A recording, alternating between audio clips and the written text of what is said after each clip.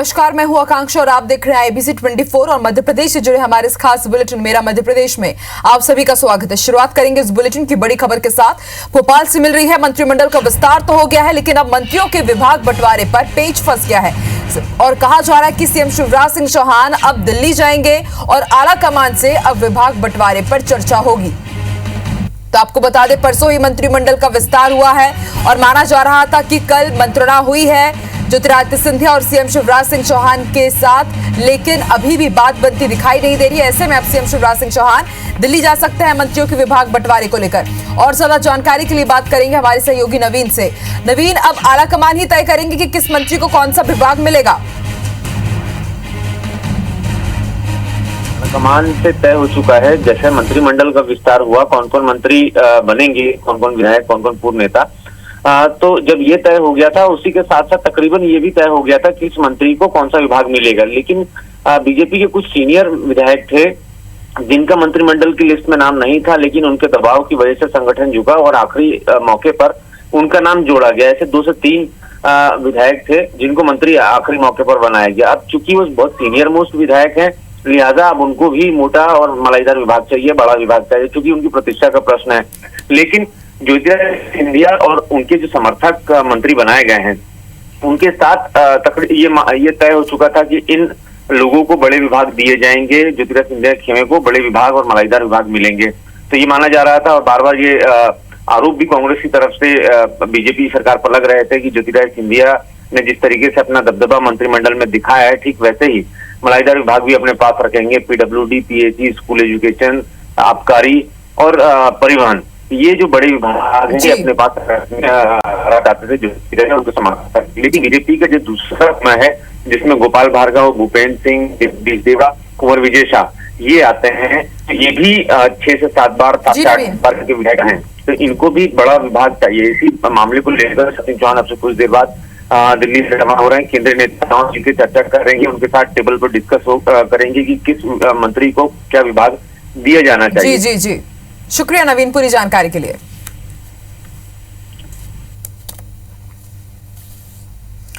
मध्य प्रदेश के मुख्यमंत्री शिवराज सिंह चौहान ने आज लॉ एंड ऑर्डर को लेकर हाई लेवल एक बैठक बुलाई। सीएम शिवराज सिंह चौहान बैठक में पूर्व सरकार की तरह संगठित अपराधों के खिलाफ अब बड़ी मुहिम शुरू करने जा रहे हैं और इसके निर्देश उन्होंने इस बैठक में दिए हैं। मुख्य सचिव और डीजीपी की मौजूदगी में सीएम शिवराज सिंह चौहान ने सभी जिला कलेक्टर और एसपी को अधिकारियों के खिलाफ मुहिम छेड़ने को कहा है। सीएम शिवराज ने कहा है कि अपराधी समाज के दुश्मन हैं। अपराधियों के खिलाफ कार्रवाई करने में पुलिस किसी भी तरह की संकोच ना करे। संगठित अपराधों के खिलाफ पुलिस अब विशेष मुहिम शुरू करे। जरूरत पड़ने पर जिला बदर की कार्रवाई भी की जाए और अपराधियों की संपत्ति भी जब्त की जाए। सीएम ने कहा कि बड़ी घटना होने पर संबंधित क्षेत्र के थाना प्रभारियों की जगह वरिष्ठ अफसर जिम्मेदार होंगे। सीएम ने यह भी कहा कि ऑनलाइन हो रहे अपराध को रोकने के लिए तेजी से प्रयास किए जाएं। चिटफंड कंपनी के मामलों में भी कार्रवाई हो और रेत माफियाओं के खिलाफ भी एक्शन हो। सीएम ने भोपाल, होशंगाबाद और मंडला में हुई घटनाओं का भी जिक्र किया और कहा कि अपराधियों के खिलाफ ठोस कार्रवाई नहीं हुई तो दोषी अफसर को हटा दिया जाएगा।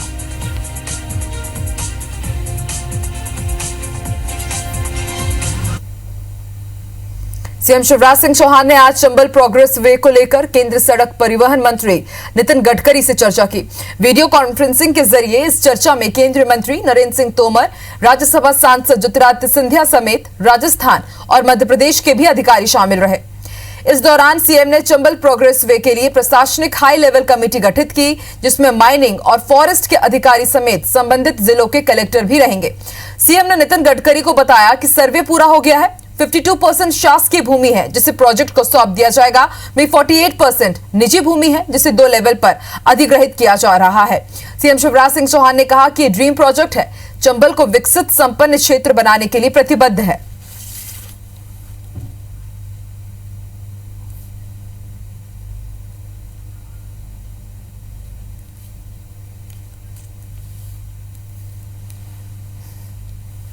चंबल एक्सप्रेस वे, जिसको मैं प्रोग्रेस वे कहता हूं, बनाया जाएगा। प्रोजेक्ट के रूट के दोनों तरफ इंडस्ट्रियल कॉरिडोर बनाएंगे, इंडस्ट्रियल क्लस्टर बनाएंगे। सचमुच में ये प्रोग्रेस वे चंबल संभाग के विकास में मील का पत्थर साबित होगा। मध्य प्रदेश में बीजेपी विधायक रामेश्वर शर्मा को विधानसभा का प्रोटेम स्पीकर बनाया गया है। रामेश्वर शर्मा भोपाल के हुजूर विधानसभा से दूसरी बार के विधायक हैं। बतौर प्रोटेम स्पीकर रामेश्वर शर्मा का काम नए सदस्यों को विधानसभा में शपथ दिलाने के साथ ही विधानसभा अध्यक्ष का निर्वाचन कराना होगा। हालांकि रामेश्वर शर्मा से कई वरिष्ठ विधायक फिलहाल बीजेपी में हैं, लेकिन रामेश्वर शर्मा का नाम मंत्रिमंडल की रेस में था, इसलिए माना जा रहा है कि उनको संतुष्ट करने के लिए ये फैसला लिया गया है।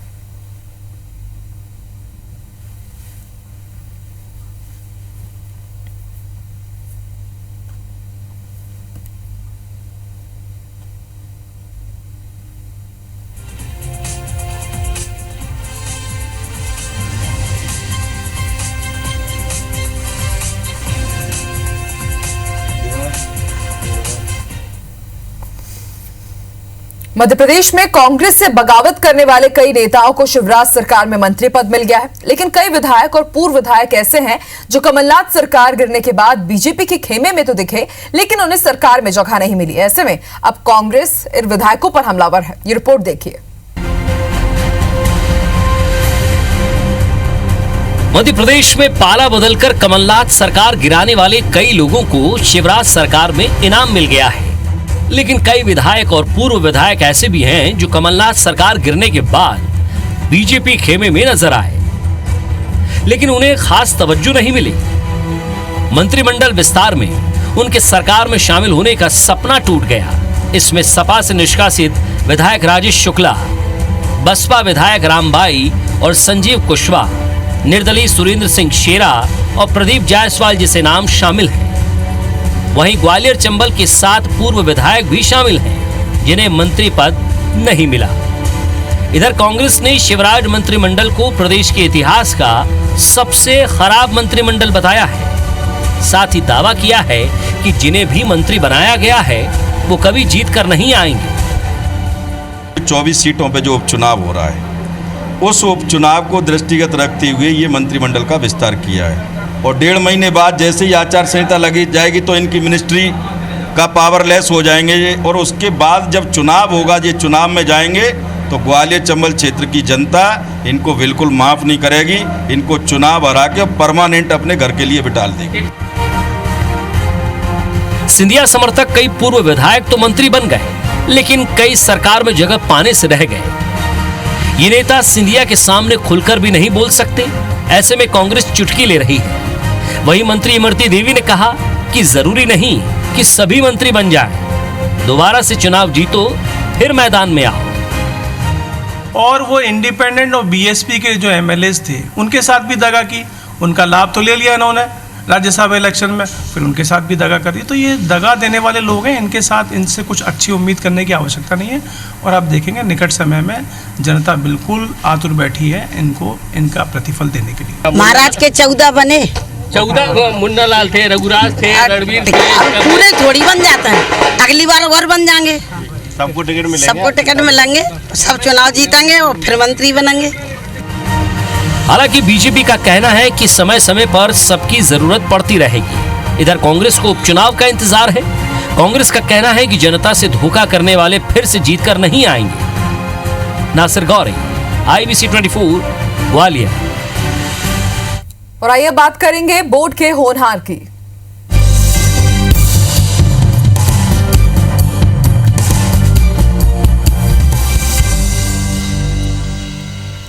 तो आज मध्य प्रदेश में 10th बोर्ड के रिजल्ट आ गए हैं और इन नतीजों ने इस बार रिकॉर्ड कायम किया है। 15 स्टूडेंट्स ने 300 में से 300 नंबर हासिल कर टॉप किया है और टॉप 10 में इस साल रिकॉर्ड 360 स्टूडेंट्स ने जगह बनाई है। प्रदेश के ये होनहार कामयाबी की जश्न के साथ ही अब भविष्य की कुछ बनने के लिए कुछ प्लानिंग में जुटे हुए हैं। बहुत ज़्यादा खुशी हो रही है। तैयारी बताया मैंने 90% के स्कोप से की थी तो मिल गए, मेहनत की तो बन गए। ऐसे कोई उम्मीद नहीं कर सकते, लेकिन हाँ तैयारी अच्छी थी, ये पता था कि अच्छी रैंक आएगी। श्रेय पूरा टीचर्स का था, परिवार का था, सबका पूरा सपोर्ट मिला। रोज 9 से 10 घंटे पढ़ता था। अपने माता पिता और गुरुजनों से मैंने प्रेरणा प्राप्त की है और इस मुकाम तक पहुंचा हूँ। मैं प्रतिदिन 4 से 5 घंटे स्कूल के अलावा पढ़ाई करता था। मैं इसका श्रेय अपने मम्मी पापा को देना चाहूँगी और मेरे टीचर्स को।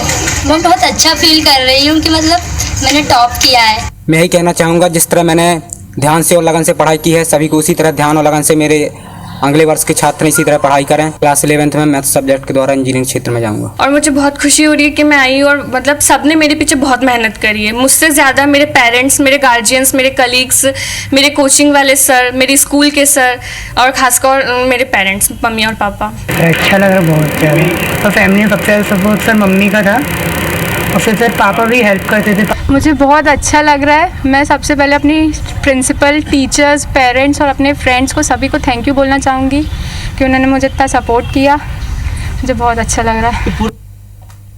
चलिए, और आपकी मुलाकात करवाते हैं 10th बोर्ड के टॉपर्स से।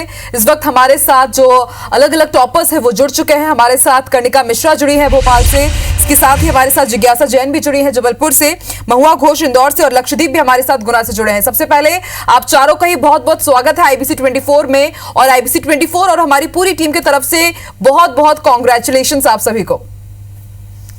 तो कर्णिका, सबसे पहले मैं आपसे ही बात करती हूँ। आप मेरिट में आपने टॉप किया है, कैसा फील कर रही हैं और क्या मैसेज देना चाहेंगे कि अब जो बच्चे 10th में जा रहे हैं उनके ऊपर एक बहुत बर्डन और प्रेशर रहता है टॉप करने का, उनके लिए क्या मैसेज आप देंगे और कैसा फील कर रही हैं ये भी बताइए।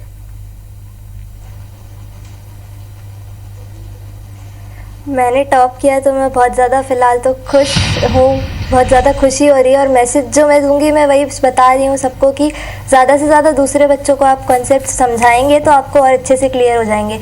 तो जितना ज़्यादा हम ग्रुप स्टडी करेंगे वो भी चलेगा, मतलब ग्रुप स्टडी सही रहेगा। चलिए, तो ग्रुप स्टडी करनी चाहिए। अब जिज्ञासा भी हमारे साथ जुड़ी हुई है। जिज्ञासा, जबलपुर का आपने नाम रोशन किया है, अब मेरिट लिस्ट में आपने जगह बनाई है, कैसी तैयारी की आपने और अभी फैमिली वाले कितने खुश हैं कि इतनी मेहनत की और अब आपके हाथों सफलता लगी है?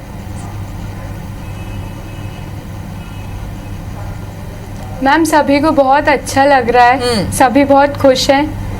सबको ऐसा लग रहा है, मुझे ऐसा लग रहा है कि मैंने जो मेहनत की थी वो उसका कुछ सफलता मुझे प्राप्त हुई है, तो मुझे बहुत अच्छा लग रहा है। ठीक है, हमारे साथ मैं इसका श्रेय अपने सबसे पहले भगवान जी को देना चाहूंगी, उसके बाद अपने बोलिए जिज्ञासा, उसके बाद अपने गुरुवर श्री आचार्य श्री विद्यासागर जी महाराज जी को देना चाहूंगी। अपने गुरुवर श्री आचार्य श्री विद्यासागर जी महाराज जी को देना चाहूंगी, अपने पेरेंट्स, टीचर्स, स्कूल के teachers, coaching class topper desk के टीचर्स, मैंने सभी को थैंक यू बोलना चाहूंगी कि उन लोगों ने मुझे इतना सपोर्ट किया। वाकई जिज्ञासा, मुझे आपने बहुत काम अच्छा भी इतना अच्छा किया है, आपको जिन्होंने भी सपोर्ट किया है उनकी भी मेहनत सफल हुई है, आपकी भी मेहनत सफल हुई है। लक्षदीप भी हमारे साथ जुड़े हुए हैं गुना से। लक्षदीप, आपने नाम की तरह अपना लक्ष्य हासिल कर लिया है, टॉप रैंक आपको मिली है, कैसा फील कर रहे हैं और क्या मैसेज देना चाहेंगे आप दूसरे बच्चों को? यस मैम, बहुत अच्छा लग रहा है। MP बोर्ड में फर्स्ट रैंक हासिल करके और 100% पा करके। मैं शुरू से ही हर चीज में 100% देता था और आज 10th में 100% पाकर और ज्यादा खुशी हो रही है। बिल्कुल लक्षदीप, और हमारे साथ महुआ घोष भी जुड़ी है इंदौर से। महुआ, आपने भी मेरिट लिस्ट में जगह बनाई है, कैसी तैयारी आपने की, कितनी मेहनत की आपने, और दूसरे बच्चों को भी मैसेज दीजिए, साथ ही साथ कुछ ऐसा टिप कि अगली बार जब उनके एग्जाम्स हो तो वो भी कुछ इसी तरह टॉप करे।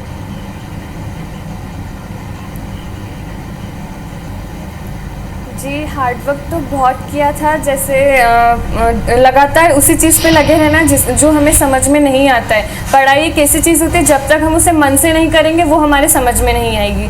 तो उसे यही होता है, जब तक मन नहीं लगेगा तब तक कुछ नहीं पढ़ सकते हैं, तो उसमें मन लगाना होता है सबसे बड़ा हार्डवर्क। तो अभी जो मेरे जूनियर्स हैं मैं उन्हें यही मैसेज देना चाहूँगी कि मतलब इधर उधर ध्यान ना लगाकर कम से कम 4 आवर्स अपने अगर स्टडी पर लगाएंगे तो उनके लिए बहुत बेनिफिशियल होगा। और जहाँ तक बात है टॉपर होने की, तो टॉपर तो कोई 1 या 2 ही होता है, और ऐसा नहीं है कि जो टॉपर नहीं होता है वो पढ़ने में अच्छा नहीं होता है। हाँ, 1-2 नंबर की वजह से वो पीछे हो जाता है, लेकिन हर स्टूडेंट में अपनी एक एबिलिटी होती है। बिल्कुल। तो इसलिए जो टॉप नहीं कर पाएगा या फिर जो टॉप नहीं कर पाए, तो उनके लिए मैं यही मैसेज देना चाहूँगी कि निराश ना हो, अगले बार फिर ट्राई करें और ये ना सोचे कि वो हम सबसे कम है, वो भी हमसे आगे जा सकते हैं, हमसे भी अच्छे हैं वो, लेकिन 1-2 मार्क्स की वजह से वो कोई इतना इशू नहीं होता है। बिल्कुल महुआ, जिस तरीके से आप बात कर रही है, जो आपने टिप्स दी है, बहुत इंपॉर्टेंट ये टिप्स है। और छोटे छोटे बच्चे जो हैं, जो काफी टेंस्ड हो जाते हैं जब एग्जाम्स आते हैं, तो ये टिप्स उनके लिए बिल्कुल गोल्डन वर्ड्स जरूर साबित होंगे। तो 10th बोर्ड के टॉपर्स इस वक्त हमारे साथ लाइव जुड़े हुए हैं। कर्णिका, अगला सवाल मेरा आपसे ही है, आगे करियर में आप क्या कुछ अचीव करना चाहती हैं और कैसे अचीव करना चाहती हैं, उसकी भी आपने कुछ प्लानिंग कर रखी है?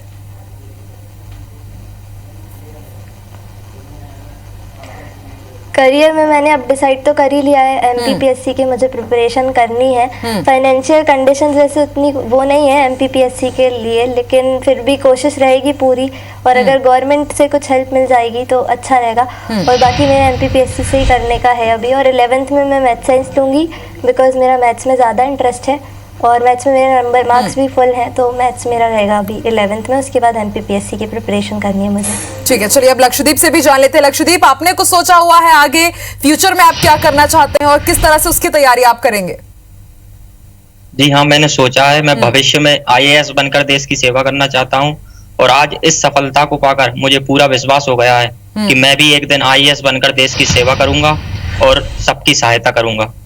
चलिए ठीक है। जिज्ञासा, आप भी बताइए, आप क्या बनना चाहती हैं?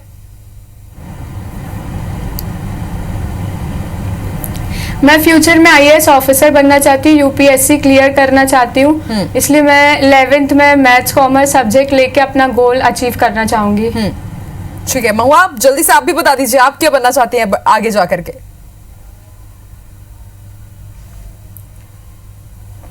मैं आगे चल के सॉफ्टवेयर इंजीनियर बनना चाहती हूँ, और 11th में मैं अपना सब्जेक्ट पीसीएम लेने वाली हूँ। चलिए, तो छोटे छोटे बच्चे हैं लेकिन इनकी आंखों में ढेर सारे सपने हैं, और आईबीसी 24 और पूरे मध्य प्रदेश की जनता से आप सभी को बेस्ट विशेस कि आपने जो भी फ्यूचर प्लानिंग की है उसमें आपको कामयाबी जरूर मिले। बहुत बहुत शुक्रिया हमारे साथ जुड़ने के लिए और ये गोल्डन टिप्स हमारे साथ शेयर करने के लिए।